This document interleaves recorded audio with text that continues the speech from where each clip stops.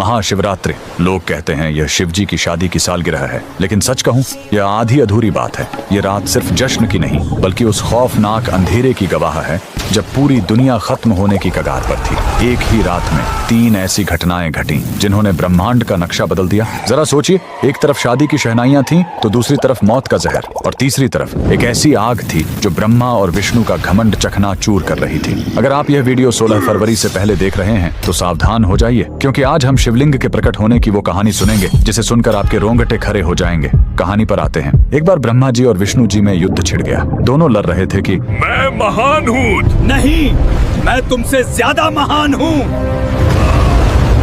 उनका यह घमंड जब दुनिया का संतुलन बिगाड़ने लगा, तब अचानक उनके बीच एक विशाल अनंत अग्नि स्तंभ प्रकट हुआ। वह आग का एक ऐसा खंभा था जिसका न कोई शुरुआत था न अंत। उस स्तंभ से एक भारी आवाज आई, जो मेरे आखिरी सिरे को खोज लेगा वही महान होगा।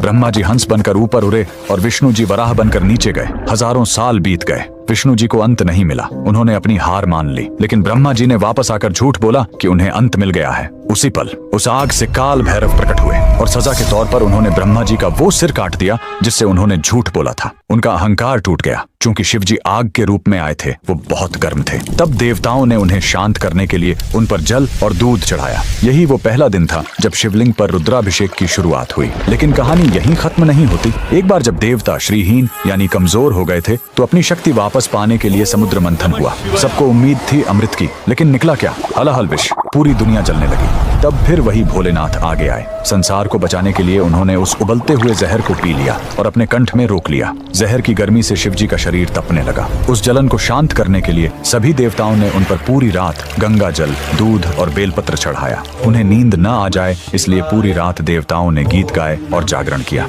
यही वजह है कि महाशिवरात्रि पर हम पूरी रात जागते हैं। लेकिन रुको, यह रात इतनी डरावनी भी नहीं है। इसी रात प्रेम की जीत भी हुई थी। जब माता सती ने अपने प्राण त्यागे थे तो शिवजी पूरी तरह टूट गए थे। वो वैरागी बन गए, दुनिया छोड़कर समाधि में चले गए। तब माता सती ने पार्वती के रूप में जन्म लिया। उन्होंने हजारों साल तक कठोर तपस्या की, सिर्फ अपने शिव को वापस पाने के लिए। आखिरकार भोलेनाथ पिघले। इसी महाशिवरात्रि की रात वो वैरागी फिर से दूल्हा बना और शिव शक्ति का मिलन हुआ। तो इस 16 फरवरी जब आप शिवलिंग पर लौटा भर जल चढ़ाएं, तो याद रखिएगा, आप उस आग को शांत कर रहे हैं और उस जहर के दर्द को कम कर रहे हैं। कमेंट में लिखें हर हर महादेव।